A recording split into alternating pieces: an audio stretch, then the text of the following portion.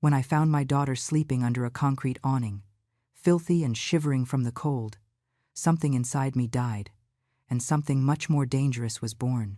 My son-in-law had sold the house that belonged to her, pocketed all the money, and left her on the street like she was garbage. He thought I was just an old, harmless mother-in-law, but he will never forget what I did after that. Never underestimate a mother who sees her daughter destroyed. But before we continue, check if you are already subscribed to the channel and write in the comments, where are you watching this video from? We love knowing how far our stories are reaching. It was a gray Tuesday when my life turned completely upside down. I was coming from the CVS, carrying my bag with blood pressure medication and that hand cream for the dry winter skin. I was walking past a small park near Union Station in downtown Chicago, and something made me stop. There was a woman curled up between two cardboard boxes, leaning against the wall of a boarded-up storefront. Her long, dark hair fell over her dirty face, and she was wearing a coat so thin it did not even protect her from the freezing wind of that afternoon. My heart skipped a beat. As it always happens to me when I see someone in that situation, I thought about giving her some money, maybe buying her a meal. But when I got closer, something about that woman's posture seemed familiar. The way she kept her arms crossed over her chest, protecting herself, the delicate shape of her shoulders, that small birthmark visible on her neck. Oh my God, no, Emma. My voice came out trembling, almost inaudible. She lifted her face slowly, and when our eyes met, I felt the world crashing down on me. It was my daughter, my baby girl, the same one I rocked in my arms when she was an infant, the same one I walked to school by the hand, the same one who got married 3 years ago to that man who never gave me a good feeling. "Mom," she whispered, and her voice was hoarse, tired, defeated. My legs almost failed me. I dropped the bag to the ground and knelt beside her, not caring about the dirty sidewalk or the people passing by and staring. I touched her face with my trembling hands. She was freezing. Her lips were chapped, her clothes torn in several places. One of her sneakers was so worn out I could see her toes through a hole in the tip. "What are you doing here?" I managed to ask, although I already knew the answer would be worse than anything I could imagine. She began to cry silently, tears streaming down her dirty face. She could not answer. She just let herself be hugged, and I felt her skinny, fragile body shaking against mine. How long had she been like this? How many nights did she sleep out in the elements? How many times did she go hungry while I, her mother, was only a few miles away knowing nothing? "We are going to the house," I said firmly, although I was shattered inside. "Right now. You are not staying here 1 minute longer." She tried to get up, but her legs barely held her. I had to support her with all the strength my 62 years allowed. Every step was difficult. She leaned on me like she did when she was little and broke her foot riding a bicycle. But now it was not her foot that was broken. It was her soul. We stopped halfway because she needed to rest. We sat on a bench in the plaza, and it was there, as the evening fell and the first city lights turned on, that she could finally speak. "He sold the house, Mom." Her voice was a thread. "The house that was mine, that Dad left me. He sold it and kept all the money." I felt a wave of fury so intense I was scared of myself. The house, that house that my husband, rest in peace, worked so hard to buy before dying of cancer 5 years ago. He had left everything in Emma's name because he wanted to make sure she would be protected. And that miserable man had sold it. "How?" I asked, trying to control the rage boiling in my veins. "How could he do that?" "He convinced me to sign the deed over to his name," she explained with a choked voice. "He said it was to get a better loan to invest in a business." I trusted him. I was so stupid, Mom. So stupid. I held her face with both hands and forced her to look me in the eyes. "You were not stupid. You trusted someone who promised to love you.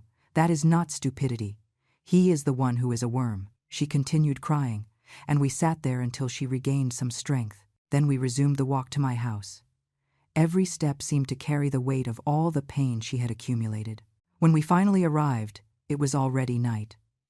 I prepared a hot bath and set out clean clothes. While she was in the shower, I made a piping hot tomato soup and a grilled cheese sandwich, the kind that always comforted her when she was a child. Emma ate slowly, as if she had forgotten what it was to sit at a table and have a real meal. I watched her every movement, and my heart broke with every spoonful. She was so thin, so dim. Where was that vibrant girl who danced around the house and dreamed of having a happy family? "How long has it been?" I asked gently. 2 weeks since he kicked me out," she replied, looking at the plate. "But he sold the house almost 2 months ago. He was already living with the other woman when he told me." "The other woman?" "Of course there was another woman. Men like that always have another one. Why didn't you look for me sooner?" She lowered her head, ashamed. "Because I was ashamed, Mom. Ashamed of falling for his lies. Ashamed of having pushed you and the family away when he started isolating me. He said he wanted us to separate, that you never accepted him. And I believed him." I took a deep breath, fighting the lump in my throat. He was right about one thing. I had never truly accepted that man. From day one, I felt there was something wrong with him, an attitude that was too arrogant, a fake kindness he only showed when it suited him. But Emma was so in love she did not want to hear my warnings. And I, trying to be a good mother, ended up stepping back so as not to force a choice between him and me. What a terrible mistake. After she finished eating, I took her to the guest room. I made the bed with the softest sheets I had and put on extra blankets. She lay down and closed her eyes, exhausted. I stood there, watching her sleep, and for the first time in years, I felt real fear. Fear that she would never go back to being who she was. Fear that this man had stolen not only the house and the money, but my daughter's essence. But then, at the bottom of that fear, something stronger began to grow. Rage. Pure, crystalline rage. A determination that I did not know still existed within me. I left the room and went to the living room. I turned on the old computer on the desk and started researching. I needed to understand my rights. I needed to know what could be done. I spent the entire night reading about real estate fraud, financial manipulation, and inheritance law. When the sun came up, I already had a plan. It was not a perfect plan, but it was a start. That man thought he could destroy my daughter and get away with it. He thought I was just an old, harmless widow who posed no threat. He was about to discover how wrong he was. The next day, I woke up with a mental clarity I had not felt in years. Emma was still sleeping deeply, her body finally resting after so much suffering. I brewed coffee and set out some fruit and fresh bagels I had bought early at the bakery on the corner. When she appeared in the kitchen, eyes still swollen but already a little more alive, I felt a pang of hope. "Good morning, honey." "Good morning, Mom," she replied, sitting at the table carefully, as if she still did not believe she was really there. I poured the coffee and sat across from her. "Emma, I need you to tell me everything, every detail, no matter how painful." She hesitated, biting her lower lip. Then she took a deep breath and began. The story was worse than I imagined. Julian, my son-in-law, had started the subtle changes almost a year ago. First, it was small criticisms of the way she dressed, the food she made, the friends she had. Then he started controlling the money, saying he was better with finances. Emma, always so trusting, lost ground little by little. He convinced her that she was wrong about everything, that she was exaggerating, that she was difficult to deal with. When my husband died and left the house to her, Julian became obsessed. He said the house should be in his name, that a man should be the provider, that she was disrespecting him by not trusting him. He pressured her so much that she ended up giving in, believing it was for the good of the marriage. 3 months after the deed transfer, he sold everything without warning. Emma only realized it when she got home and found the new owners changing the locks. Julian had already rented a small, cheap apartment for her, saying it was temporary while he organized the finances. But the money from the sale never appeared. He simply vanished with everything. And then she found out. He was living in a luxury condo with his mistress, a younger woman he had met at work. They had been in a relationship for months. The money from Emma's house paid the down payment for their new apartment. When Emma confronted Julian, he laughed in her face. He told her she had been stupid to trust him, that she had no way to prove anything, that he had done everything legally. Then he kicked her out of the rented apartment when she could no longer pay. He simply threw her suitcases on the sidewalk and locked the door. I listened to everything in silence, feeling my blood pressure rise with every sentence. When she finished, she was crying again. I reached across the table and held her hand firmly. "You made a very big mistake," I said, and my voice came out colder than I intended. He thought you were alone, but you are not. And now he is going to discover that there is one thing in this world more dangerous than any arrogant man: a mother protecting her daughter. Emma looked at me with a mixture of surprise and hope. But Mom, you are right. Technically, everything was legal.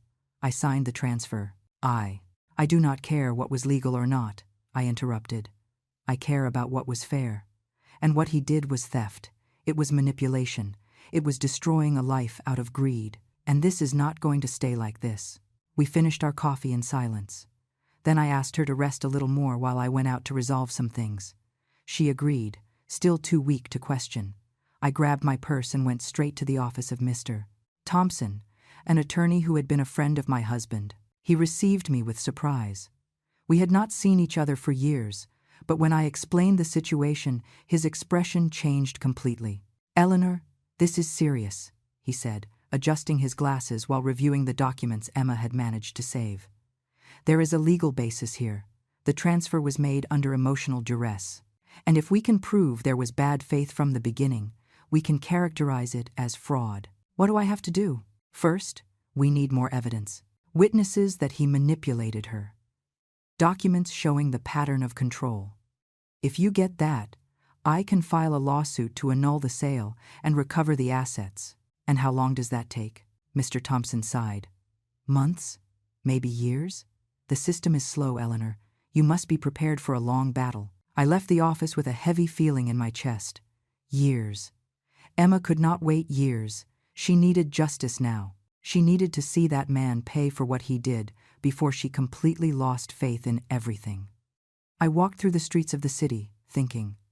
The morning sun hit hard, but I barely felt it. My mind was racing. I needed a way to make Julian understand the gravity of what he had done.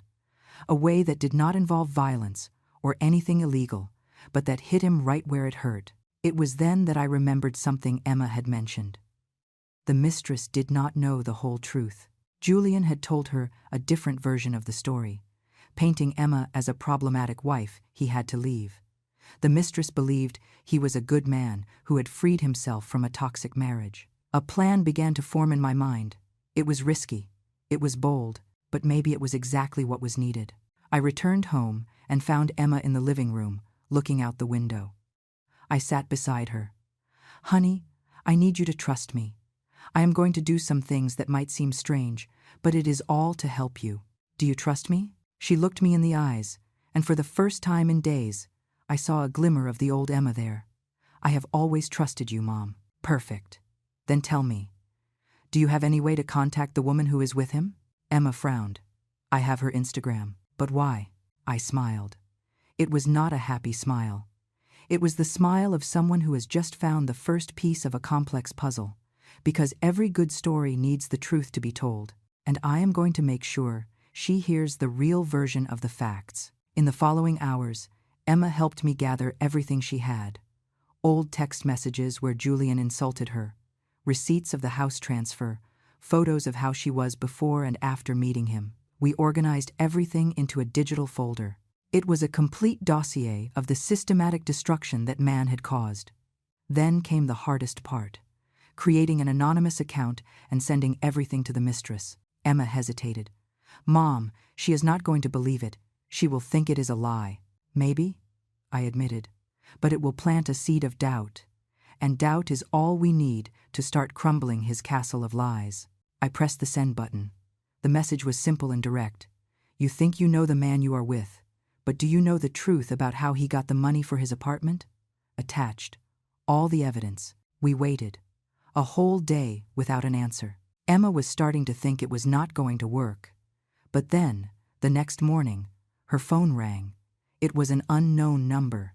She answered with trembling hands. On the other end of the line, a female voice, young, shaking. "Emma, is it you?" I need to talk to you, please." The call lasted almost an hour.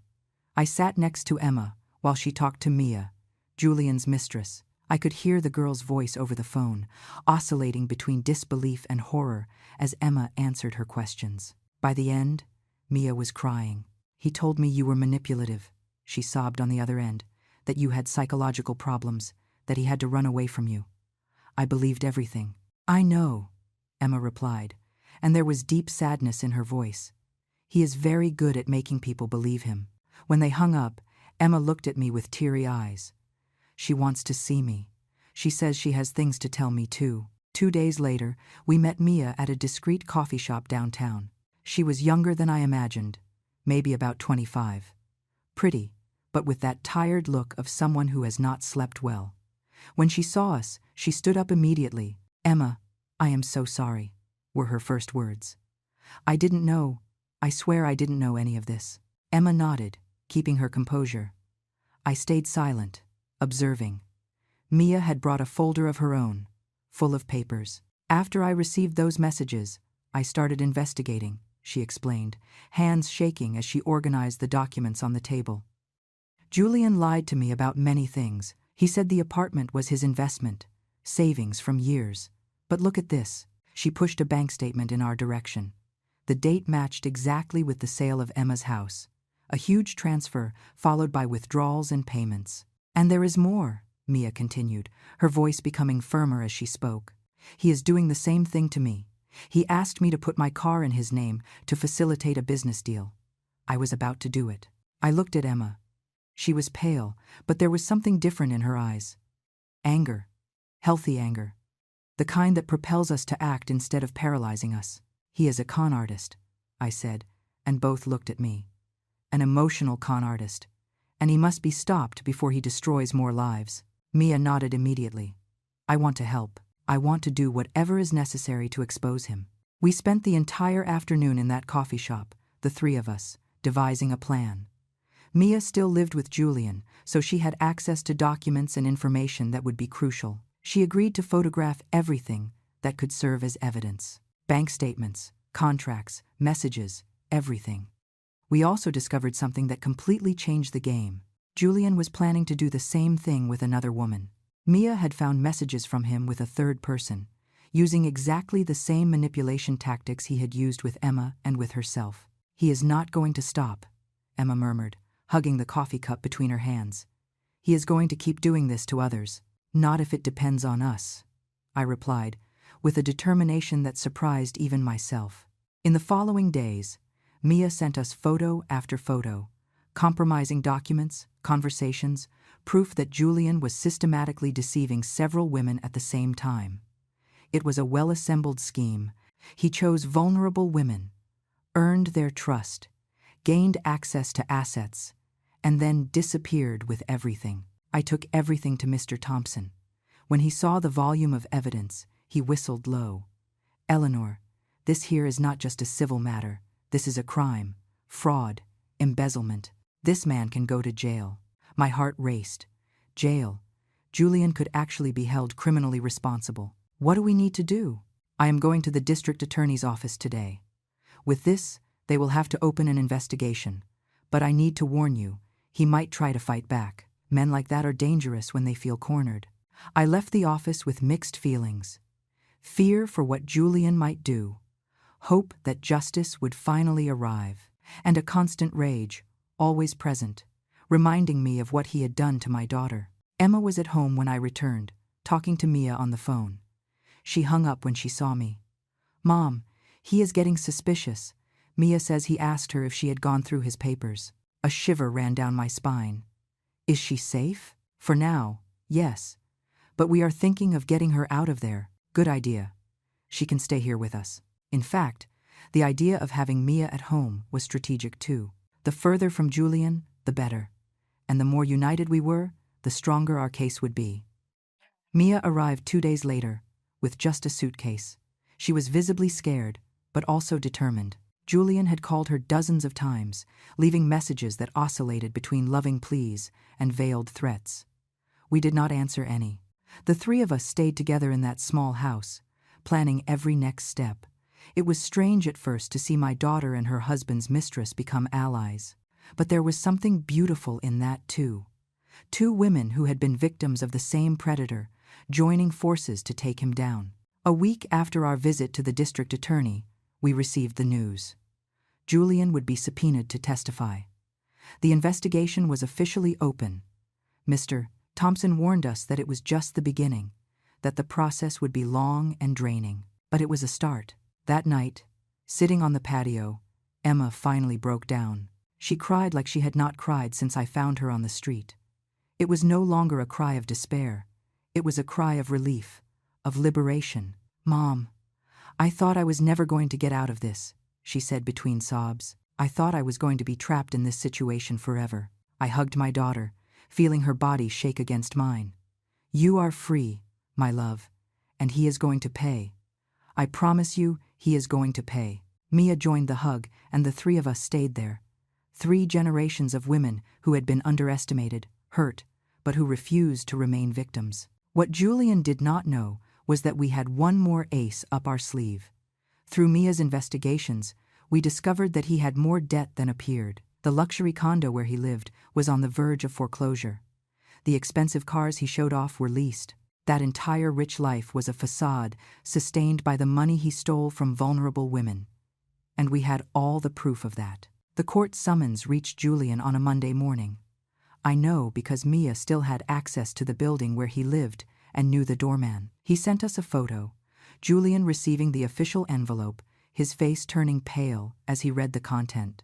It was delicious to imagine his desperation in that moment, but I knew we could not rest on our laurels. Men like Julian are dangerous precisely when they feel cornered, and he did not disappoint. 3 days after the summons, the calls began. First to Emma, then to Mia, then even to me. We ignored all of them. Then he changed tactics. He showed up at my house. It was a Thursday afternoon. I was preparing lunch when the doorbell rang insistently. I looked through the peephole, and there he was, Julian, in that expensive suit he always wore to impress, hair impeccably combed, but his face showing pure desperation. "Eleanor, please. I know you are in there," he yelled from outside. "We need to talk." Emma and Mia were upstairs. I signaled them to stay quiet. Then I opened the door but kept the security chain on. "What do you want, Julian?" He tried the charming smile that probably worked on other women, not on me. "Eleanor, mother-in-law, I think there has been a terrible misunderstanding. We need to resolve this as a family." "Family?" I repeated, and my voice came out icy. "You left my daughter on the street, Julian. You stole what was hers. What kind of family is that?" His smile faltered. "It wasn't like that. Emma is distorting everything. She was always a little unstable, you know. I tried to help, but she didn't want to accept it." I felt the anger growing, but I kept my voice controlled. "I saw my daughter sleeping on the sidewalk like a homeless person, Julian. I saw it with my own eyes.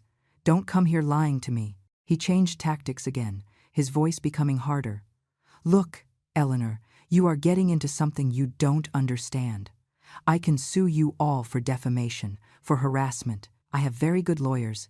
"Perfect," I replied with a cold smile. "My lawyers are good too, and unlike yours, mine have the truth on their side." I closed the door in his face. I heard him yell a few more things from outside, but eventually, he left. When I went up the stairs, I found Emma and Mia hugging, trembling. "He is gone," I announced, "and he is not coming back." But I was wrong. Julian came back. Not physically, but he started a campaign of psychological terror. Messages from unknown numbers, fake profiles on social media, spreading lies about Emma. He even hired someone to photograph our house and follow us when we went out. It was Mia who noticed first. A strange car always parked on the corner. The same man following us at the grocery store, at the pharmacy. When we confronted the guy, he simply smiled and said he was doing a job. It was not illegal, technically, but it was terrifying. Mr. Thompson filed for a restraining order. It took 2 weeks to be approved, 2 weeks of constant anxiety. But when it finally came out, the order was clear. Julian had to keep a minimum distance of 50 yards from the 3 of us. Violating that order would mean jail time. We thought this would calm him down. Again, we were wrong. One night, I woke up to the sound of breaking glass. I ran downstairs and found a rock in the middle of the living room, surrounded by pieces of the window. Tied to the rock was a note. "You are going to regret messing with me." I called the police. They came, filed a report, but there was no proof it was Julian. No cameras, no witnesses. He was smart. Emma panicked. She saw Julian in every shadow, in every strange noise. Mia was not much better, and I, who had sworn to protect my daughter, felt powerless. It was then that I had an idea. If Julian wanted to play intimidation, we could do the same, but legally, intelligently. I hired a private investigator, the same one Mr. Thompson used in complicated cases, a discreet man named Jack. I want to know everything about Julian. I gave him the instruction: where he goes, who he talks to, what he does, everything that is legal to investigate, I want to know. Jack worked fast. In a week, he had a complete dossier, and what we discovered was pure gold. Julian was broke, completely broke. The debts were bigger than we imagined. He owed banks, loan sharks, even the condo association itself. The luxury apartment was in the eviction process. The leased cars were about to be repossessed. That entire life of appearances was crumbling. And what's more, he already had a new victim in his sights, a widowed businesswoman, owner of a small chain of boutiques. Jack had photos of him with her, always attentive, always charming, the same pattern as always. "We have to warn her," Emma said, as soon as she saw the photos. "We are going to do it," I agreed. "But carefully. If she is the next victim, maybe she wants justice too." Discovering the woman's name was easy. Catherine, 52 years old, a widow for 3 years. Finding a way to contact her without looking crazy was more complicated. In the end, we decided to be direct. Mia approached her at the exit of one of her stores, explained the situation briefly, and handed her a folder with all the evidence. Catherine was shocked, but not suspicious. She said she needed time to process everything. 2 days later, she called us. "Can I visit you?" Catherine arrived at the house on a Saturday morning. She was an elegant woman, with well-kept graying hair and sharp eyes. She sat in the living room and listened to our entire story in silence. When we finished, she sighed deeply. "He asked me to put one of the stores in his name," she revealed. "He said it was to protect it from taxes. I was about to do it next week." I felt a chill. One more life that Julian was about to destroy. "Do you have proof of the conversations with him?" I asked. "I have everything recorded," she replied, and a small smile appeared on her face. "My husband taught me to be careful in business. I always record important conversations. That changed everything." Recordings were irrefutable proof. With Catherine's testimony and her recordings, the case against Julian became practically unbreakable. We took everything to Mr. Thompson immediately. He could barely believe our luck. "With this, we are going to get not just the civil side, but the criminal side too," he said with shining eyes. "This man is going to prison, Eleanor. He is going to real prison." That night, the 4 of us sat on the patio. Me, Emma, Mia, and Catherine, 4 women of different ages and stories, united against a common enemy. There was something powerful in that. "Why does he do this?" Emma asked suddenly. "Why does he keep hurting people?" "Because he can," Catherine replied, her voice loaded with wise sadness. "Because he has always been able to, and no one ever really stopped him. Until now," I completed. The hearing was set for a cold Tuesday in July. We arrived early at the courthouse, the 4 of us together. Emma was visibly nervous, hands sweating and shaking. Mia kept checking her phone. Catherine remained calm, but I could see the tension in her shoulders. And me? Well, I was focused. I had waited so long for this moment. Julian arrived with 2 lawyers, both in impeccable suits. He himself wore his best suit, that mask of a respectable man that he always wore so well. When he saw us, his face contorted into an expression of poorly disguised contempt. "Did you really all have to come?" he said loud enough for us to hear. "It looks like a witch's coven." One of his lawyers touched his arm, saying something quietly. Julian fell silent but kept looking at us with that gaze full of hate. The hearing began. The district attorney presented the case methodically and devastatingly. Every document, every piece of evidence, every testimony. Emma spoke first, her voice failing at moments, but staying firm. She told about the manipulation, about how she was convinced to sign over the house, about how she was abandoned with nothing. Julian's lawyers tried to discredit her, suggesting she was unstable, that she had psychological problems. But when the DA presented the medical reports showing that Emma was perfectly healthy, that line of defense crumbled. Mia testified next. Her testimony was even more shocking because she had been the other woman, and now she was there exposing exactly how Julian operated, how he created false narratives, how he manipulated emotions, how he isolated his victims. Catherine was the last. Calm and articulate, she destroyed any credibility Julian still had.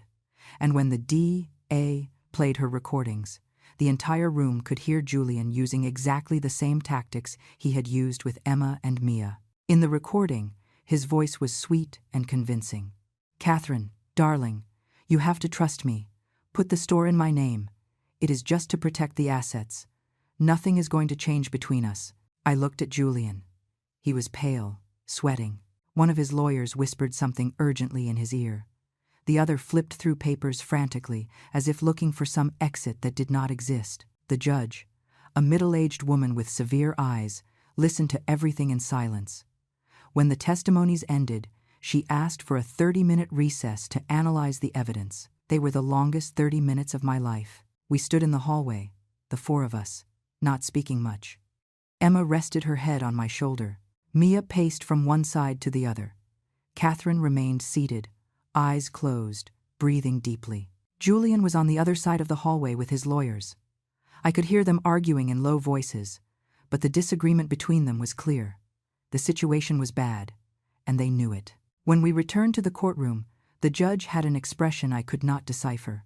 She adjusted her glasses and began to speak. I rarely see such a clear case of systematic fraud and emotional abuse. Her voice echoed through the room. The defendant, Julian Miller, utilized psychological manipulation to gain access to the assets of multiple victims, misappropriating values that did not belong to him. My heart raced. Furthermore, the judge continued, there is sufficient evidence that the defendant acted with premeditation and malice, constituting not only civil but criminal offenses. Therefore, I order the pre-trial detention of the defendant until the final trial, as well as the immediate freezing of all his assets. The world seemed to stop for a second. Then Emma let out a sigh that was half cry, half laugh. Mia covered her face with her hands. Catherine simply nodded as if she knew that was going to happen. Julian stood up abruptly. "This is absurd," he yelled. "You cannot do this to me. I have rights." "Mr. Miller," said the judge firmly, "I suggest you calm down or you will have to be removed by force." 2 bailiffs were already approaching. Julian looked around, desperate, looking for some exit that did not exist. His eyes met mine for a brief moment, and there I saw, not remorse, not shame, but pure rage. Rage at having been discovered, rage at having been stopped. But it did not matter anymore. He was finished. The guards took him away. We could hear him yelling in the hallway until the doors closed and silence returned. We left the courthouse in silence. Only when we reached the parking lot did Emma finally collapse, falling to her knees and crying a river. It was not a cry of sadness. It was a cry of liberation, of relief, of justice finally served. The 3 of us knelt beside her, hugging her while she wept. People passing by looked curiously, but I did not care. My daughter was finally free, really free. In the following weeks, we followed the development of the case. Julian tried to appeal from jail, but every attempt was denied. His assets were all frozen, and the process of restitution to the victims began. The house he had sold could not be recovered. The new owners were innocent, but the money would be returned to Emma. Additionally, other women began to appear, victims he had made before Emma, who had remained silent out of shame or fear. But when they saw he had been arrested, they had the courage to report him too. In the end, there were 8 women, 8 lives destroyed by a single man who thought he was untouchable. The final trial happened 4 months later. Julian was sentenced to 12 years in prison for multiple counts of fraud, grand larceny, and conspiracy. Yes, conspiracy. We discovered he had an accomplice who helped him find victims and forge documents. When the sentence was read, I looked at Emma. She was not crying. She was serene, at peace. There was no triumph in her eyes, only acceptance. That chapter of her life had finally ended. On the other side of the room, Julian remained with a hard face, refusing to show any emotion. But I could see the defeat in his posture, in the way his shoulders slumped. He had underestimated his victims. He had believed we were weak, that we would not fight back, that he could continue his life of lies without consequences. It was the biggest mistake of his life. The first Christmas after Julian's conviction was different from all the others. For the first time in years, my house was full of life, laughter, and hope. Emma, Mia, and Catherine became part of the family. Not because of the tragedy we shared, but because of the strength we found together. Emma was working as an administrative assistant at a small company. It didn't pay much, but she made a point of contributing to expenses. More important than the money, however, was seeing my daughter recovering her self-esteem. She was smiling again, for real. Mia had gone back to school, taking an accounting course.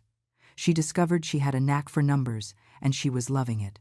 She still lived with us. She said she was not ready to live alone again, and I did not mind. The house felt less empty with her there. Catherine visited us almost every weekend. She and I had developed a genuine friendship. Two widows who understood the pain of losing a partner, but also the strength that comes from moving on. The money from the house was returned to Emma in installments. It was not ideal, but it was something. She opened a savings account and started planning for the future. She talked about going back to school, maybe pursuing a career she always wanted but never had the courage for. I encouraged her in every dream. In February, we received an unexpected letter. It was from one of Julian's other victims, a woman named Sylvia, whom we had met briefly during the trial. She invited us to a meeting of all the women he had harmed. A support group, she called it. "I don't know if I want to go," Emma confessed the night before the meeting. "I'm afraid of reliving all that." "Then don't go," I replied simply. "You don't owe anyone anything, honey. You have faced enough." But the next day, she changed her mind. We went together, she and I. Mia preferred to stay home. The meeting was in a rented hall at a community center. There were 7 women besides us. Some were older, others younger, all with the same story of manipulation, abuse, and loss. We sat in a circle. At first, there was an uncomfortable silence. Then Sylvia began to speak. She told her story, without shame, without hiding anything. When she finished, another woman began, and then another. When it was Emma's turn, she hesitated. She looked at me, and I held her hand. Then she spoke. She told everything, from the beginning of the relationship to the nights on the street, from the lawsuit to the conviction. Her voice was steady, unwavering. When she finished, there were tears on every face, but they were not tears of sadness. They were tears of recognition, of empathy, of shared strength. "We survived," said one of the women, a lady with white hair. "All of us. He tried to break us, but he couldn't." The group became a monthly gathering. We did not always go, but knowing it was there, that there were other people who understood, made a difference. Emma began using her experience to help other women, giving talks about the signs of abusive relationships. Seeing my daughter transform her pain into purpose was one of the most beautiful things I witnessed. But not everything was rosy. Emma still had nightmares. She woke up screaming, sweating, reliving the worst nights on the street or the worst moments with Julian. In those moments, I stayed by her side, holding her hand, reminding her she was safe. Therapy helped. She went religiously every week, working to process the trauma. The therapist said it would take time, maybe years, but that Emma was on the right path. In May, we received unexpected news. Julian had tried to commit suicide in prison. He did not succeed. He was found in time, but the news impacted us in different ways. Emma was shocked. Even after everything, part of her still felt responsible, as if somehow she had caused that. It took several therapy sessions for her to understand that his choices were not her fault. I, on the other hand, felt no pity. Maybe I should. Maybe it would be the Christian thing to do. But I could only think of all the lives he had destroyed without remorse. If he was suffering now, it was a consequence of his own actions. Mia had the most interesting reaction. She wrote a letter to Julian. She never showed us the content, but she said she needed to express everything she felt. The letter came back unanswered. In July, a year after the conviction, Emma did something surprising. She asked to visit Julian in prison. "I do not understand," I confessed. "Why do you want to see him?" "I need closure, Mom," she explained. "I need to look at him and feel nothing anymore. neither anger nor resentment, just emptiness. I did not like the idea, but I respected it. I offered to go with her, but she refused. She said she needed to do that alone. She returned from the visit 3 hours later. Her face was serene, calm, in a way I had not seen in a long time. "How did it go?" I asked cautiously. "He apologized," she said, sitting at the table. "He said he was sorry, that he didn't know what happened to him. That I didn't deserve any of that." "And do you believe him?" Emma thought for a long moment. "I don't know. And you know what, Mom? It doesn't matter. If he is genuinely sorry, or if it is just another manipulation, it makes no difference, because I am no longer that woman he knew. I survived him, and that is all that matters." In that moment, watching my daughter speak with such clarity and strength, I realized she had truly overcome. Not completely. Traumas don't disappear like that, but enough to move on with life. In September, Emma moved out. She rented a small apartment a few blocks from my house. It wasn't big or luxurious, but it was hers. Earned with her own work. I helped decorate. We bought curtains together. We chose paint colors for the walls. It was therapeutic in a way we didn't expect, as if every decision about the apartment was an affirmation. I am rebuilding my life. Mia continued living with me. She said she liked the company, and so did I. The house felt less silent with her there. The second Christmas was even better than the first. Emma brought a guy she was seeing, a shy and gentle teacher who treated her with such respect it was refreshing. Mia had gotten a boyfriend too, a classmate from her course. Sitting at the table, I looked at these women whom I had seen so broken a year ago. Now they were laughing, talking about plans for the future, making jokes. Julian was in prison. He was going to stay locked up for many years still. And we, his victims, were free, living, thriving. Sometimes justice takes time, but when it arrives, when it really arrives, it is sweet. Life followed its natural course in the following months. Emma was promoted at work. It wasn't a huge position, but it meant recognition, stability. She enrolled in a psychology degree program, saying she wanted to help other women who went through what she went through. Mia graduated in accounting and got a job at a respectable firm. She finally felt confident enough to rent her own place. We cried when she moved out, but it was a good cry, of pride. Catherine expanded her business. She opened 2 more stores, always with much caution and distrust now. Julian had left marks on her too, but in a different way. She became more cautious, smarter about people. As for me, I went back to doing things I had put aside. I returned to the embroidery group I attended before my husband got sick. I started taking morning walks in the park. I even started dating someone, something I never imagined doing at 63. Jack, the investigator who had helped me, turned out to be an interesting man, a widower like me, with a life full of fascinating stories. We started with occasional coffees, and before we knew it, we were having dinner together every week. Emma loved the idea of seeing me happy again. She said I deserved it, that I had spent so much time taking care of everyone that it was time to take care of myself. In March of the second year, we received unexpected news. Julian was gravely ill. Cancer. Discovered too late. The prison doctors gave him no more than 6 months to live. The news took me by surprise. Not because of the illness itself, but because of the way I felt, or rather, the way I felt nothing. Neither satisfaction nor pity. Just an absolute indifference.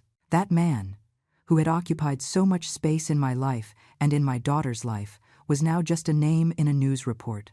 Emma had a more complicated reaction. She cried, not for him exactly, but for what he represented.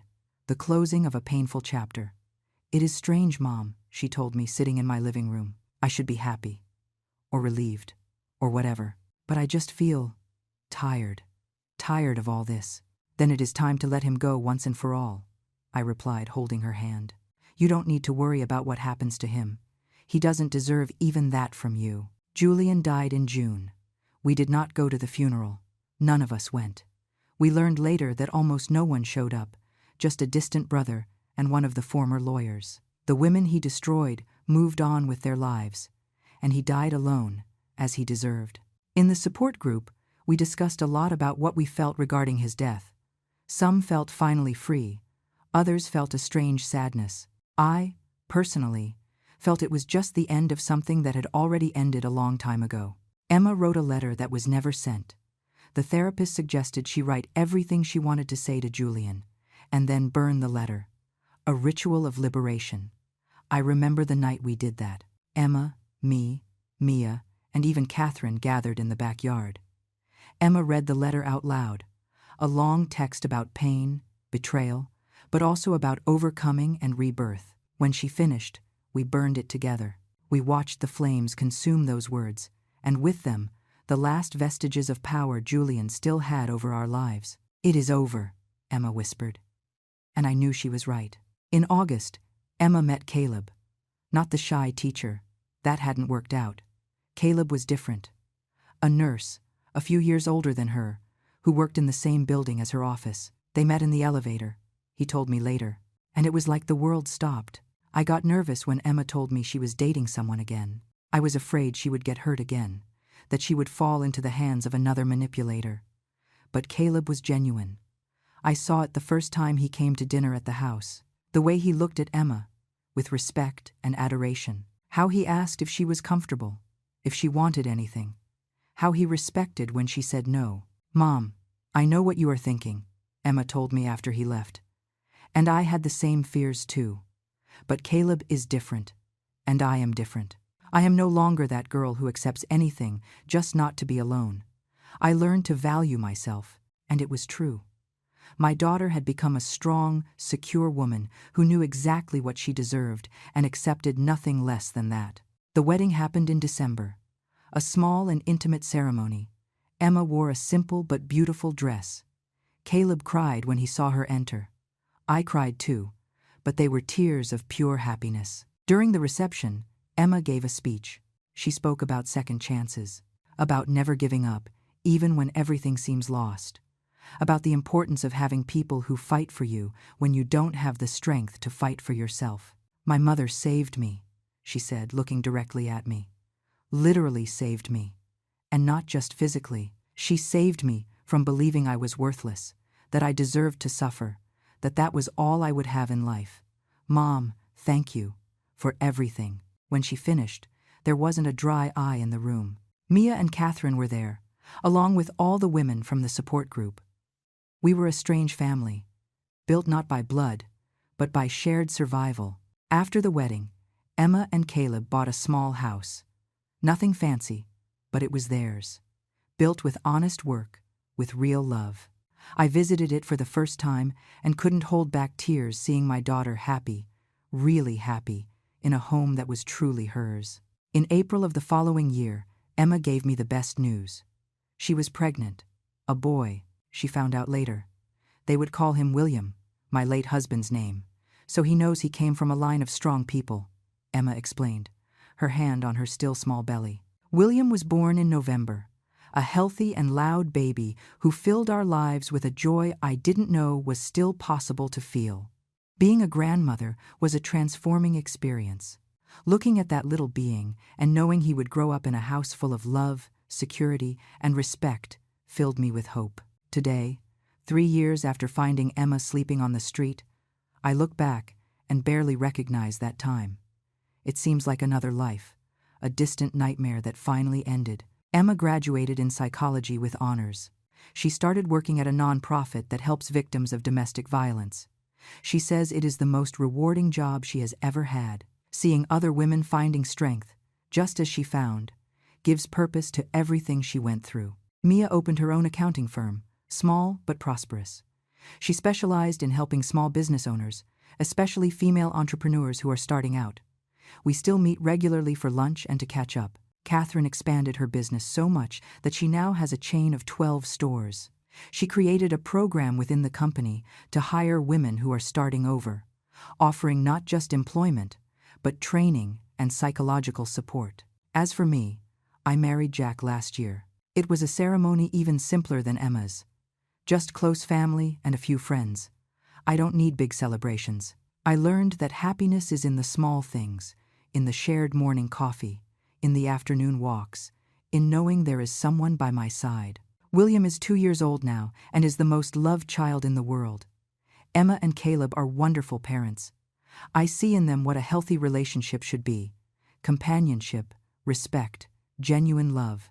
It is comforting to know my grandson will grow up seeing that example. Sometimes, mainly at night when it is quiet, I think about everything that happened, how a single moment, finding Emma on that street, changed the course of so many lives. If I had taken another route that day, if I hadn't looked twice at that figure curled up between the cardboard boxes. But I looked, and I fought, and my daughter survived. A few weeks ago, Emma called me with a proposal. She wants us to write a book together about our experience, not for the sensationalist details, but as a way to help other women who might be going through the same thing. A survival guide, she called it. I accepted immediately. If our story can save even one woman from going through what Emma went through, then it is worth sharing. We are writing little by little, reliving painful memories, but also celebrating the victories. It is a cathartic process for both of us, a definitive closing of that horrible chapter. The support group still meets, now twice a month. It grew. There are more than 20 women now, each with her story of survival. Some are still in the initial stages of recovery, shaking and scared. Others, like Emma, are already strong and helping the newer ones. It is beautiful to see that cycle of pain transformed into strength, and strength transformed into help for others. I learned a lot in these 3 years. I learned that it is never too late to start over. That family is not just blood, but the people we choose to have by our side. That justice, although slow, exists. And that a mother never, ever gives up on her daughter. If I could give advice to other mothers, to other women who are watching someone they love being destroyed by an abusive relationship, it would be this: don't give up.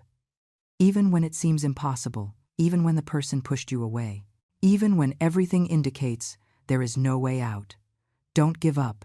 Be there, wait, fight. Because your presence, your love, can be the difference between life and death, between giving up and finding strength for one more day. Emma told me the other day that she doesn't remember much of the nights on the street, that her mind blocked it out to protect herself. But she remembers clearly the moment she heard my voice under that awning. She said it was like an angel appearing in the middle of the darkness. I am no angel. I am just a mother who loves her daughter. But if that love was enough to save her, then it was worth every tear, every sleepless night, every moment of fear and uncertainty. Today I look at my family: Emma, Caleb, William, Jack. And I know we reached the other side. The dark tunnel ended, and now we are in the light. A light we earned with sweat, tears, and an absolute refusal to give up. Julian is dead and buried. But we, his victims, are alive. More than alive, we are thriving. And that is the greatest revenge of all. To be happy despite him, to live fully, despite everything he tried to destroy. I am Eleanor. I am 65 years old, and this is my story. The story of how I found my daughter on the street, and how together we rebuilt our lives from the ashes. It wasn't easy, it wasn't fast, but it was possible. And if it was possible for us, it can be possible for you too. Never give up. Never accept less than you deserve. And never, ever underestimate the power of a woman determined to protect who she loves. Because when a mother sees her daughter suffering, when a woman decides enough is enough of being a victim, when we all unite and say, no more, nothing can stop us. Absolutely nothing. Now, if you liked this story, click subscribe and tell me in the comments which part left you with your mouth open. Oh, and don't forget to become a member to get access to exclusive videos I don't post here. I'll see you there.